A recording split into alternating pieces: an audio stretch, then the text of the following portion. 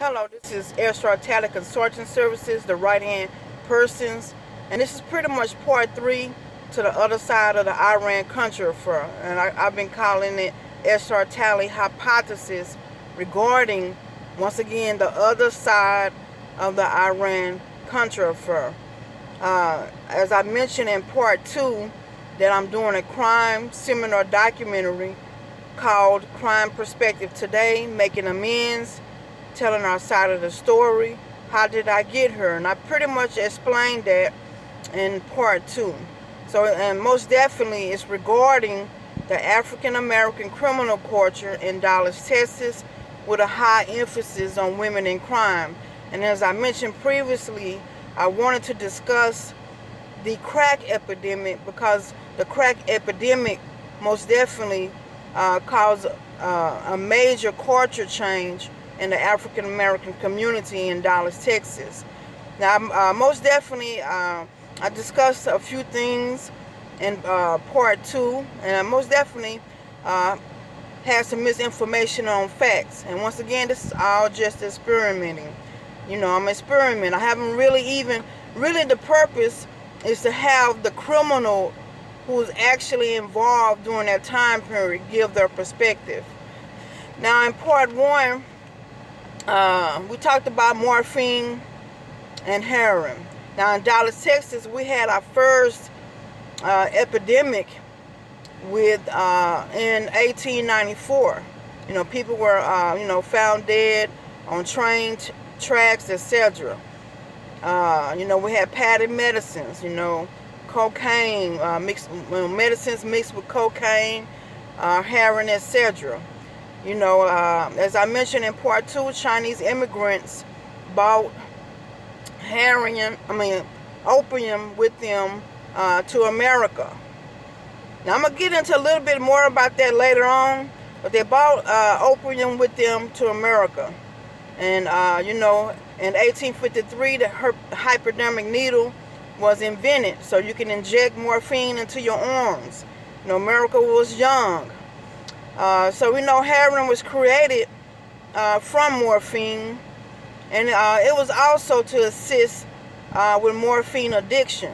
Now, as I mentioned in part 2, heroin is really a cough suppressant. But you know, we know opium and narcotics are analgesics, meaning they are pain relievers, and they also assist you with diarrhea. Now, let's talk a little bit about the IranContra affair.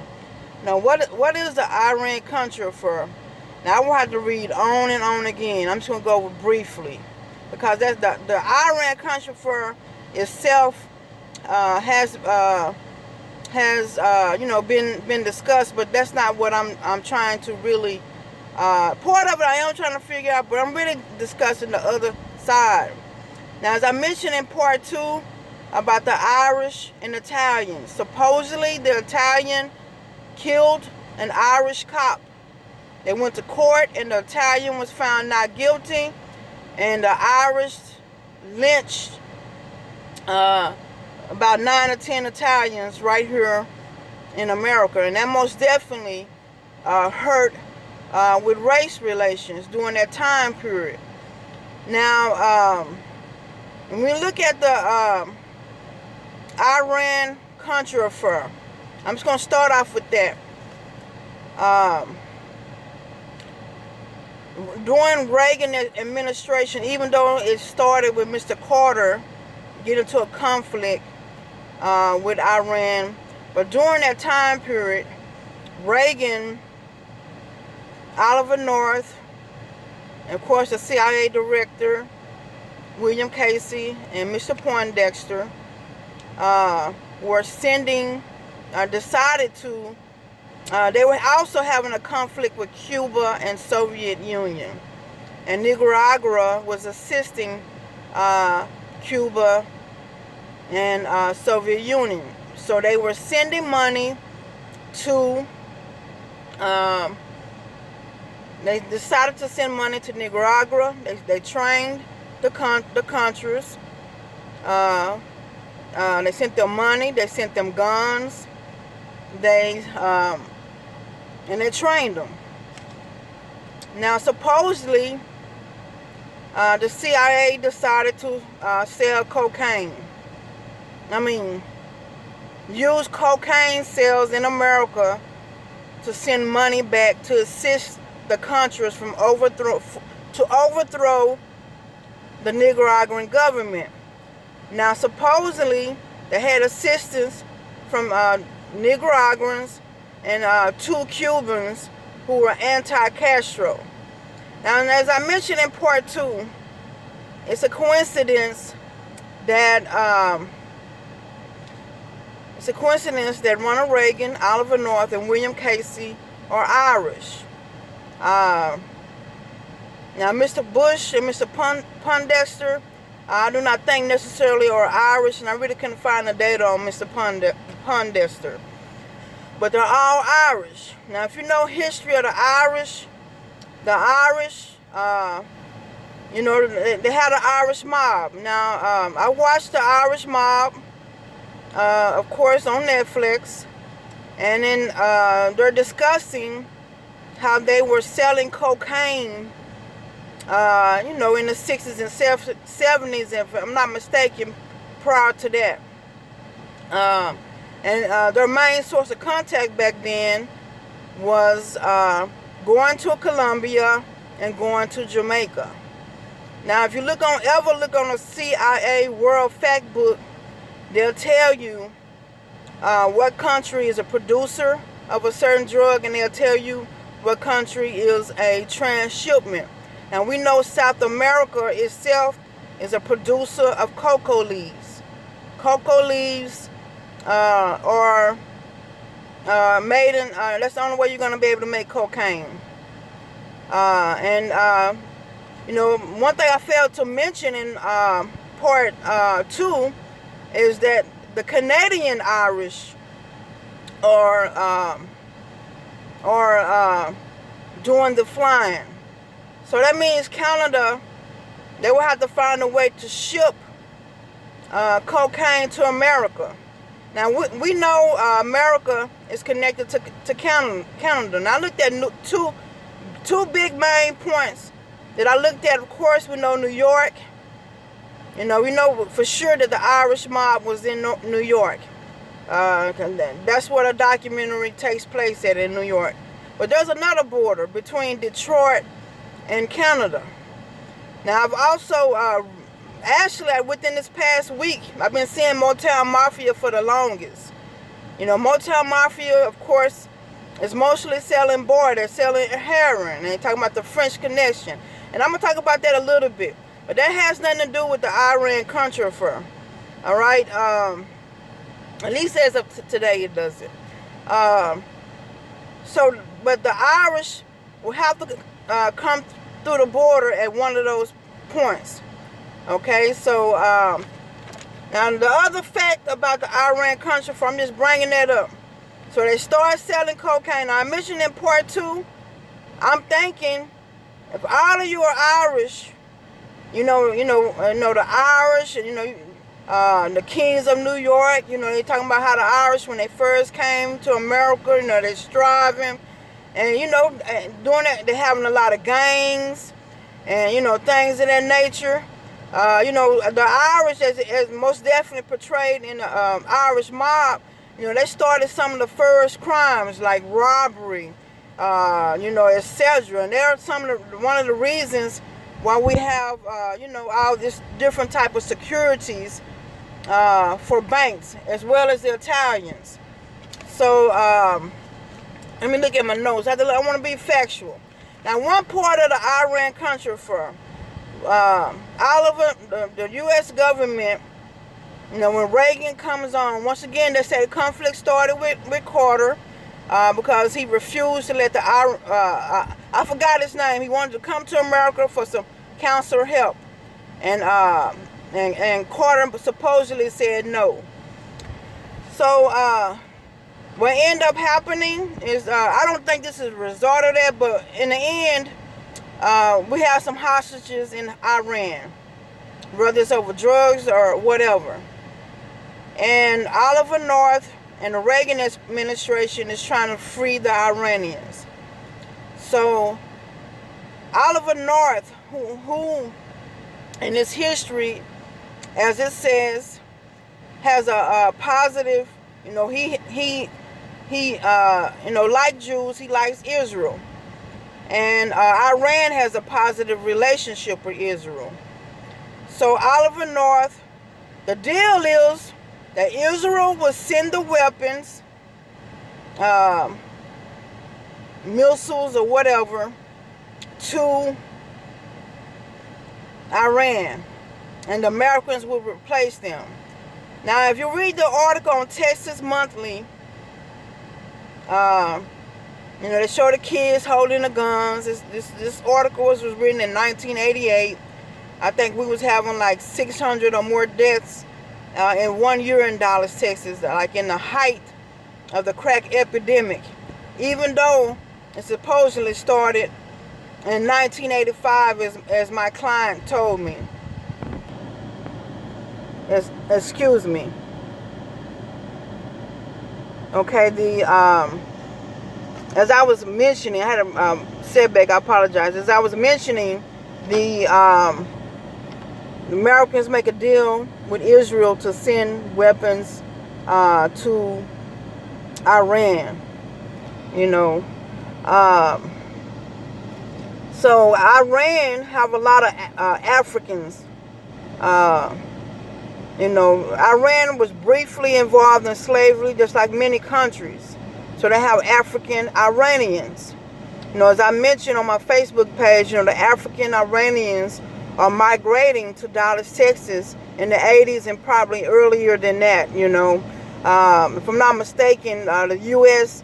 was allowing a certain amount of countries to send immigrants as early as the 50s or 60s. The Jamaicans, the Africans, they coming over, but the African Iranians, I'm seeing a lot of Africans in Dallas, Texas. Now, during that time, we also had a few race relations with Hispanics.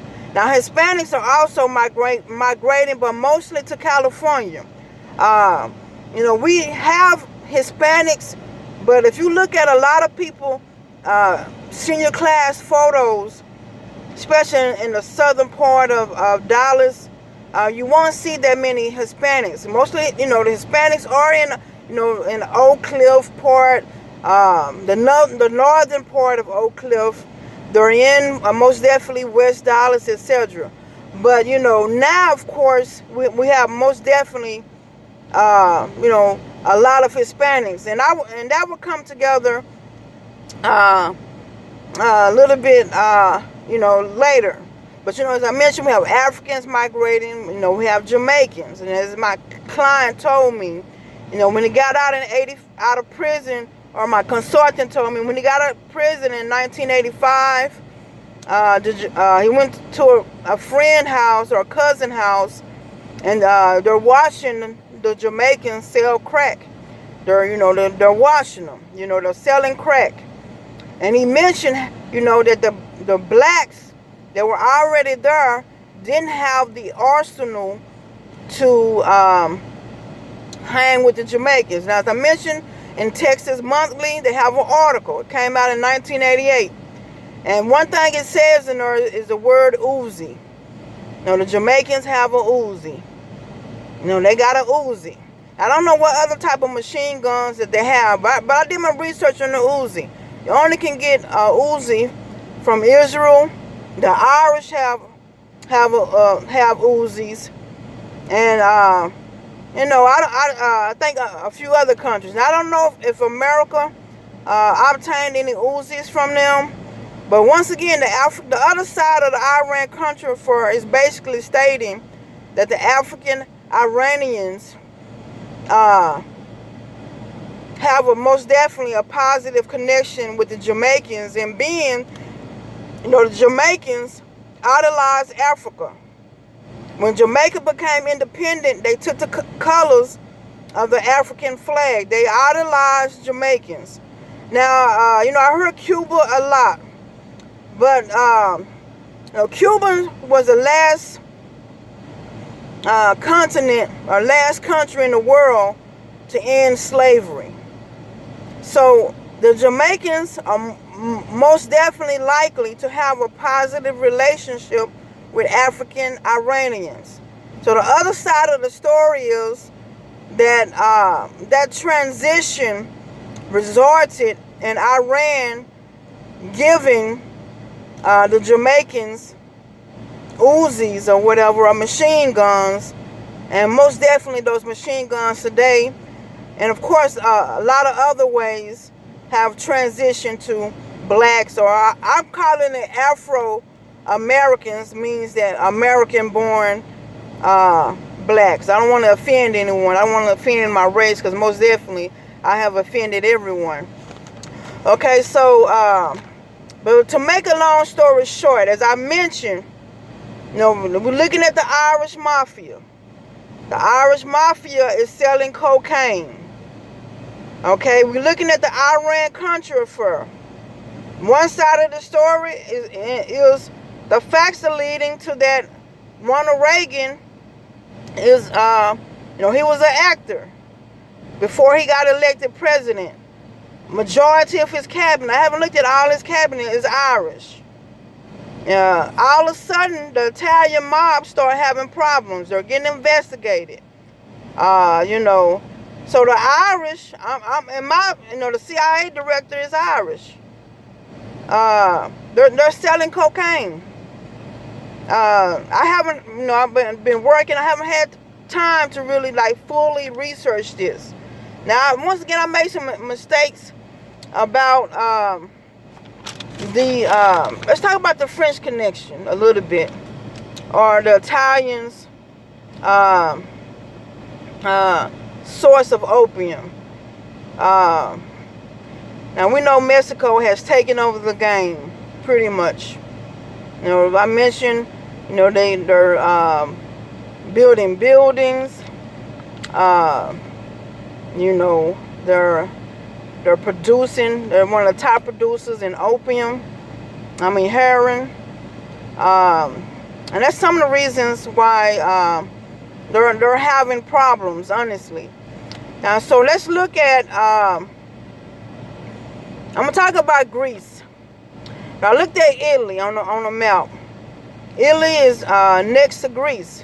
Now we know in Italy, in southern part of Italy, and in eastern Sicily, there's Greece. Because in Motown Mafia, they're talking about the French connection. How the Motown Mafia came up on opium sales. They also talk about the stars coming in and they're wanting cocaine. Now, as I mentioned, in the Marvin Gaye and Tammy Terrell song, they're talking about ain't no mountain high enough. And they're talking about the river being wide. There's a river between Detroit and Canada. Now, that can mean many things. It can mean love. It can mean, slavery. But it also can mean cocaine. And now I'm thinking it can also mean opium. Just listen to the song. But they're talking about their connection. There was a French connection. Now, one thing I mentioned, that the Chinese immigrants brought opium to America, which is true. Now, one thing I forgot to mention is most definitely learned in pharmacology of addiction. We talk about the Opium War. Let me back up. Let me go back to Greece. And the ocean divide Greece and Italy. Okay? The ocean divide Greece and Italy. Now, Turkey, back then, Turkey is next to Greece. And I read an article where they're talking about the French connection, that they was getting the opium from Turkey. Okay? Now, Turkey do have a section where they make opium. And, they look, and as of today, Turkey is also a sort of like Colombia. They have a lot of stations where they're taking morphine and producing heroin. Okay? Now, Greece, spent many years, trying to take over Turkey. Okay, so I don't want to leave out Greece because there's some once again, Greece is in Italy, and Italy took over Greece for 1 year before the Germans took over. Now let's look at New Orleans.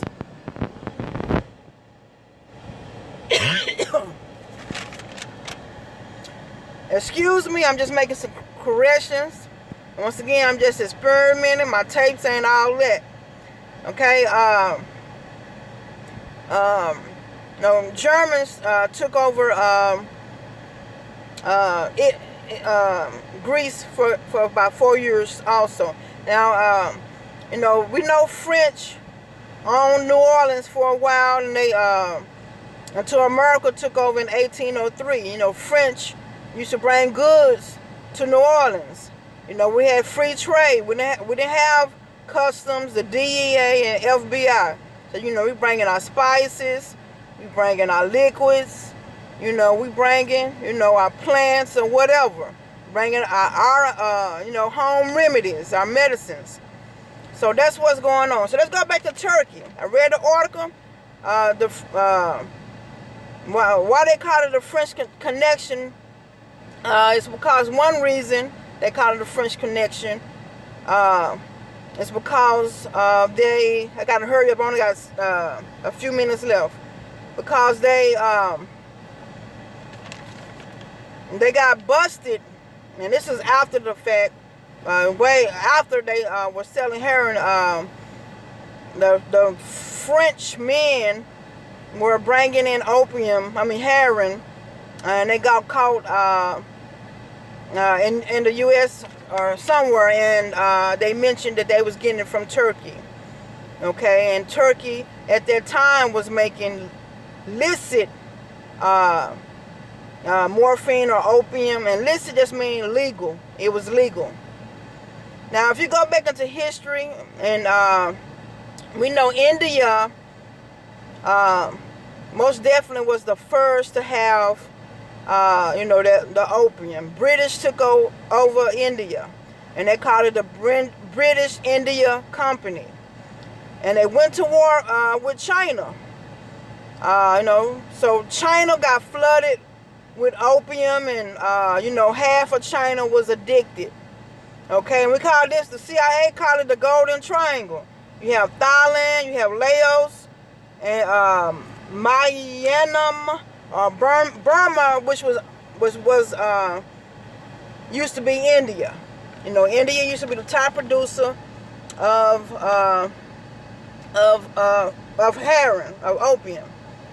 And it's the second producer right now after Afghanistan in producing heroin. But all these people in the Golden Triangle are Chinese. They're Chinese Muslims, Chinese non-Muslims. They immigrated. It's right. They're all border China and India. So these are Chinese Muslims, and they're Chinese, once again, they're Chinese non-Muslims and immigrants. Laos, out of the three, is not the highest producer of opium, but it was once owned by the French. And we know Chinatown is in New York. All right, but once again, the Golden Triangle, am I saying that? Yeah, the Golden Triangle, Thailand, Laos, and Burma, Myanmar, is all connected to China. They all border China. Once again, this all mainly is all Chinese in India. Okay. Now we're looking at the Golden Crescent. The Golden Crescent is a space between Iran, Afghanistan, and Pakistan. And I mentioned the Taliban in part 2. Now, I most definitely, I mentioned how I thought the Taliban, when they took down the buildings in New York, it was against the Italians. Now, Taliban is anti-opium. They are fighting to end, at that time, I haven't been paying attention to the news lately, But during that time period, they are trying to stop the production of opium. They do not believe that creating opium is Islamic.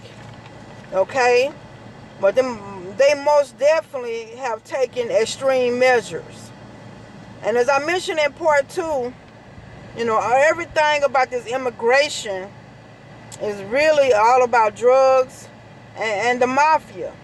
It's about drugs and the mafia, and unfortunately, innocent people are getting harmed in all of this. It's all about the drugs and the mafia. And the purpose of my documentary is really to discuss what happened during that time period from the criminal perspective, because as I mentioned, the article in the Texas Monthly, it came from the police officer perspective. But what is the criminal doing? As I mentioned on my Facebook page, we have truancy court. It's just a tip. How was the kids affected? Even though I know a little bit more detail about that, how I want to swing it. But as I mentioned, we are. I had to go to truancy court, and I'm like, dang, why do I have to pay all these fines for my godson skipping class or missing school? Why am I being punished for this? And once again, this is just a part of my documentary series that has already been, but I know what the main purpose of my, documentary series is all about. Dallas, Texas, just like they have documentaries about the Irish mob, the Italian mafia, Motown mafia, White Boy Rick, etc. Young Boys Incorporated. And most definitely we have, all types of connections. I probably missed some things, but I tried to explain this the best that I can, because this really is a rush job.